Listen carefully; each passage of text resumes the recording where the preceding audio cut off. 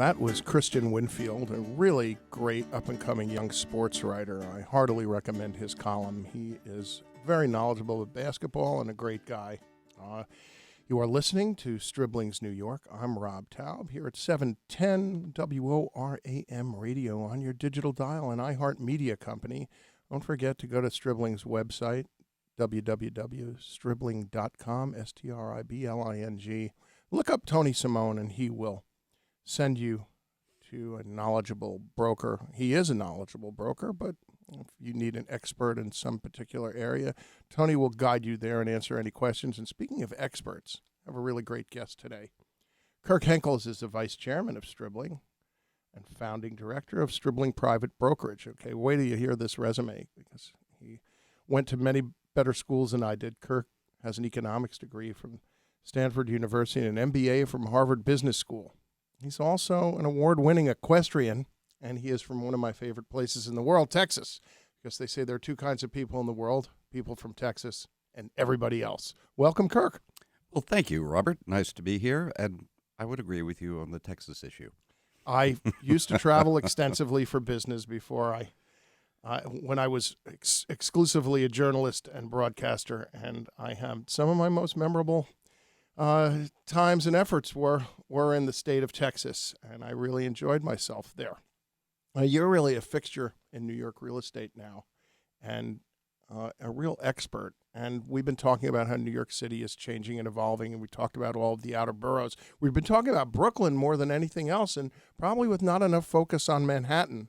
And I do want to also add that when I first joined Stribling, you were the person who reached out to me. Not only did you invite me to get together, but you invited me to your home, which is right around the corner from where I lived at 72nd and Park. And we had a great chat. It wasn't even about real estate. It was about books.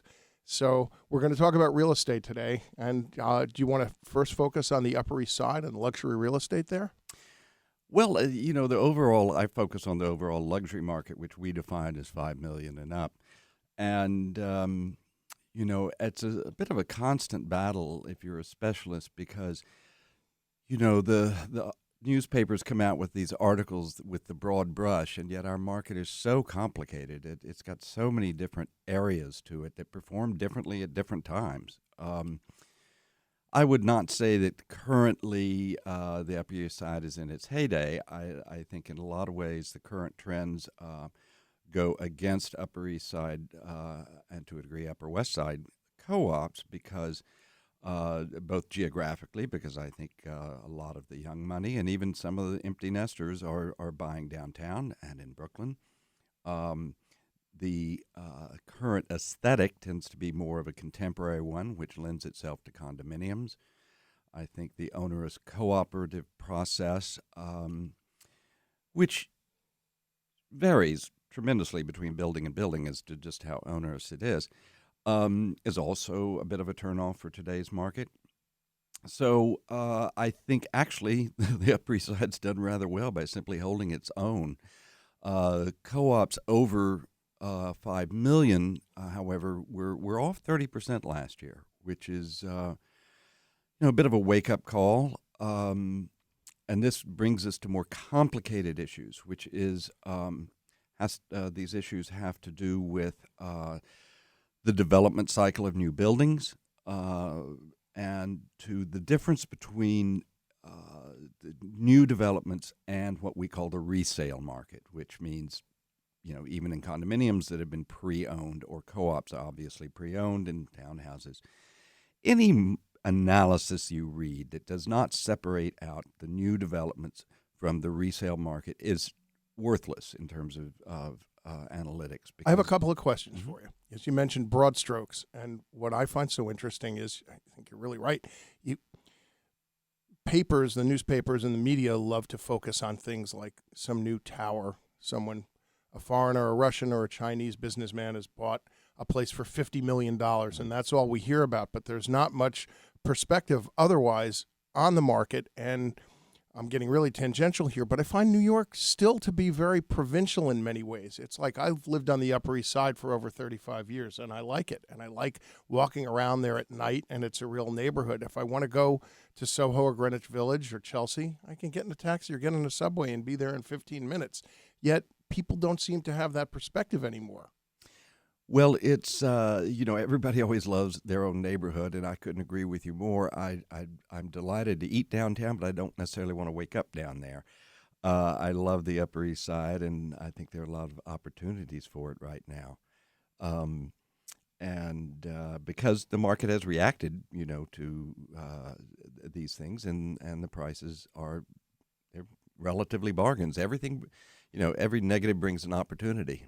Well, another thing we've talked about, this is what I'm curious about for your opinion, is we had my sister on here and Pamela Dark. We had Elizabeth Stribling. Jennifer Gould Kyle was on earlier from the New York Post. The luxury market, is a lot of the new condominiums are pitching a lifestyle. I live at 1 Carnegie Hill now, and after living at 72nd and Park for so many years in an old pre-war building, and my building has everything from a place to give your dog a bath to a swimming pool for humans and roof deck, barbecue grills. It's you never have to leave. And how is that affecting the co-op market when you have these wonderful old pre-war buildings on Park and Fifth that they're barely going to have a storage unit in the basement and maybe a small gym? Is that affecting buyers and prices? Is that why there's a drop? That's a great point. I mean, other than the obvious views and so on, these newer buildings have a tremendous amount of services that just physically the cooperative can't offer. I mean, they have gyms. They've managed to squeak in some rather beautiful gyms. But I think it's a generational difference. We used to think that square footage was the luxury, and really the luxury now is services.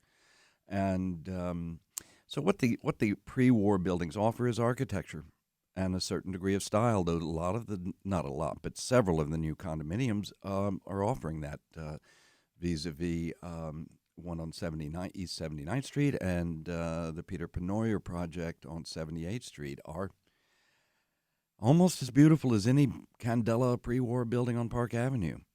Well, Peter was a guest. He was actually the first guest we had on the show, and I'm going to have him back. But that is a spectacular place, and I love Candela buildings, and I think that anybody of any generation has to have an appreciation for those layouts and that kind of architecture, and that makes me hearken to a place I think you and I visited together once over in Sutton Place.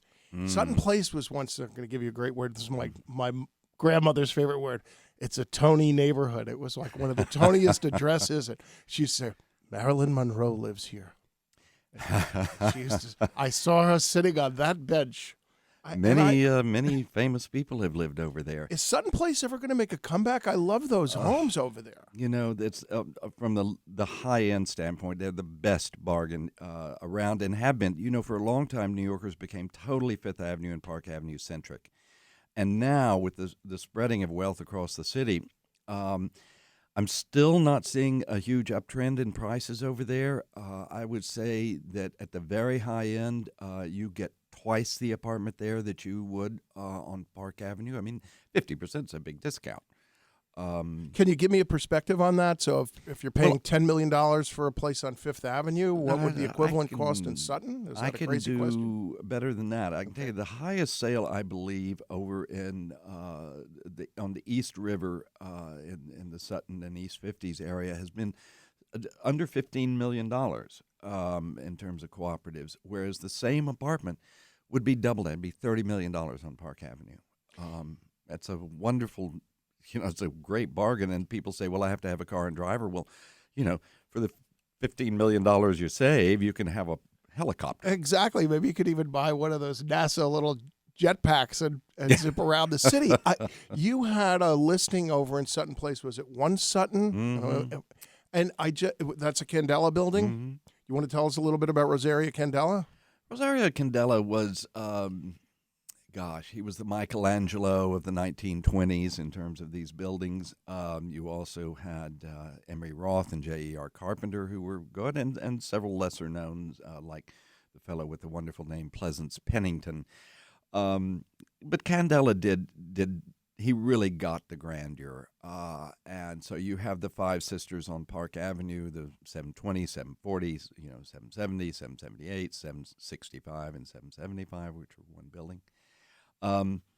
And nobody did big grand Georgian better than he did, and then he evolved quite rapidly into Deco.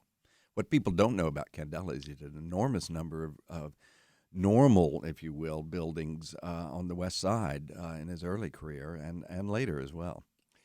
There's a building, I think it's 12 East 97th, that was once a hotel, and Candela designed it, and now it's an apartment house. And I just find it just unique, and the apartments are primarily small and one and two bedrooms, but there's just something about the building, and it's like a stone's throw from Central Park, and I've always liked that. There's just something about what he did and his design and his talent that just really grabs me. And the One Sutton Place is just, those apartments seem to go on forever. It's just really unique beautiful and fantastic, and I wish people knew more about him.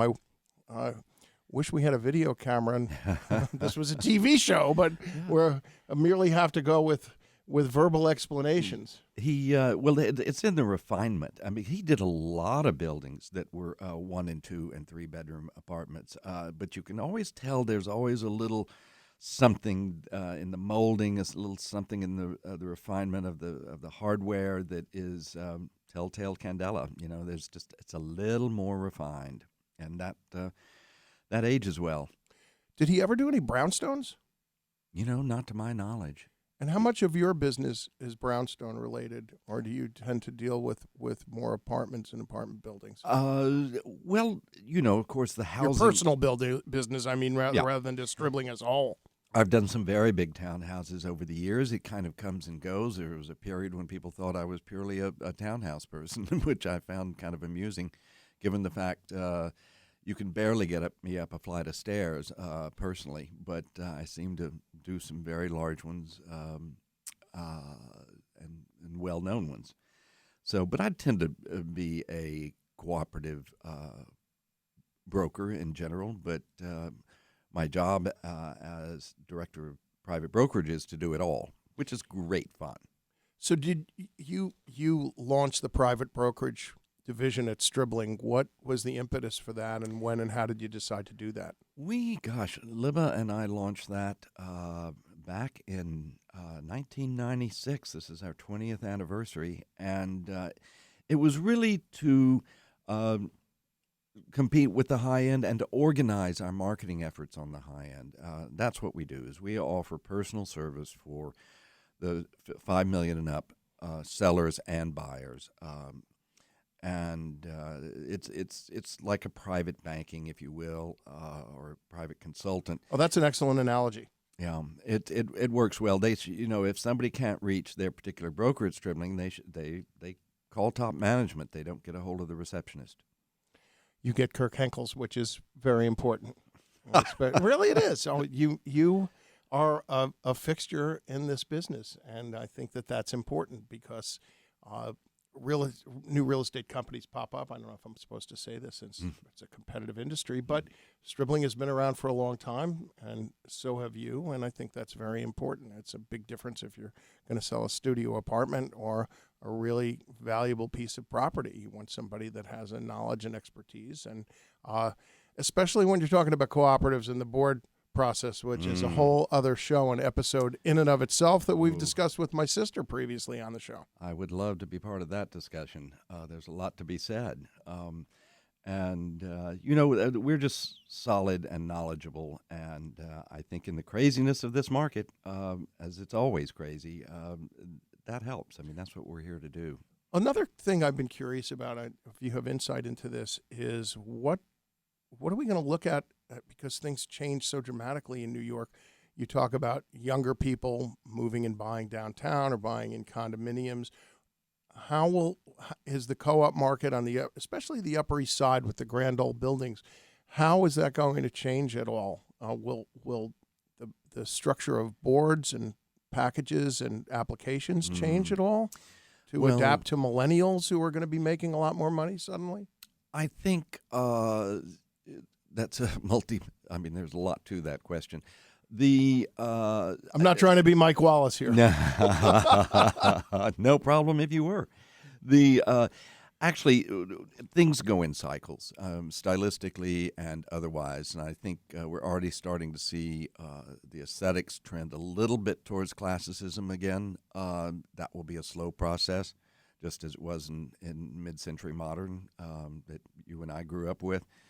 And then in terms of the process, I think you see the really top co-ops trying to respond to the market.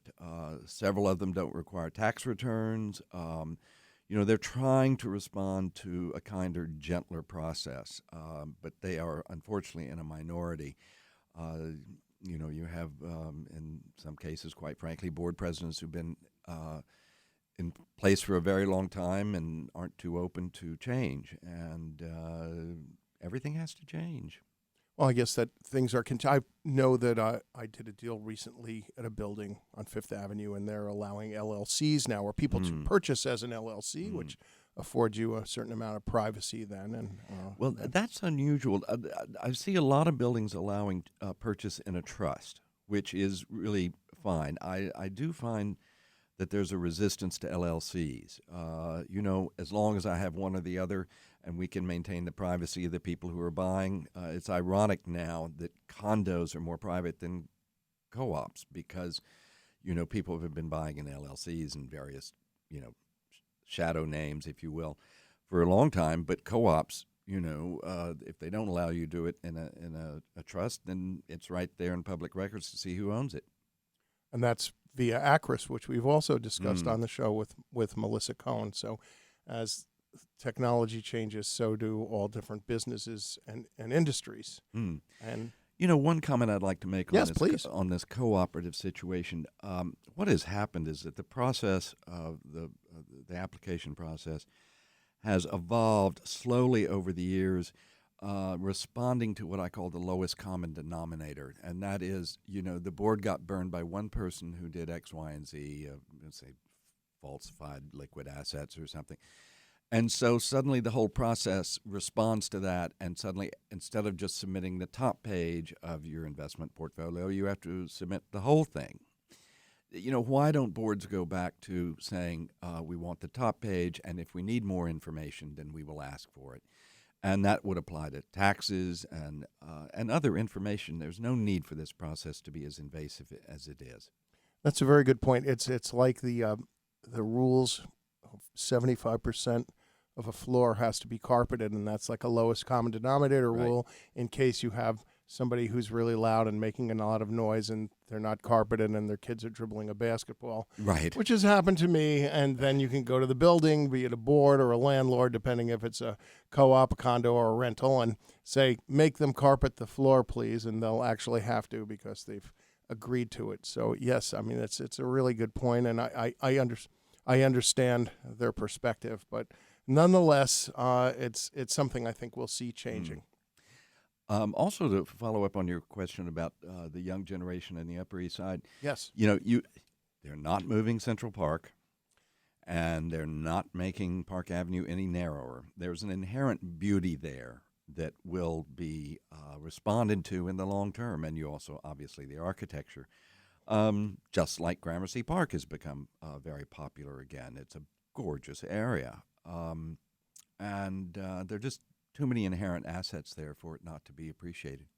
I agree with you about Central Park. I recently did a deal at 75th and Fifth Avenue, and the views are just spectacular. And there are just a limited number of apartments there, and there's always going to be somebody that's going to want one of those. And it's like our guest Tracy Neport said, who the owner of Nobu. There's always going to be a Nobu, as they said in the movie The Big Short. Kirk, thanks so much for coming in. You have to do this again regularly because you know so much, and you're a great guy. It's great fun, and I love this business. And if you don't mind, I'm going to bring my dog over to wash her in the building. Anytime. You're most welcome. It wouldn't be the first friend of mine who's done that. It's a beautiful stainless steel tub. You'll love it. Now, I may have to think about this. Thank you. Thanks so much for joining us. Take care.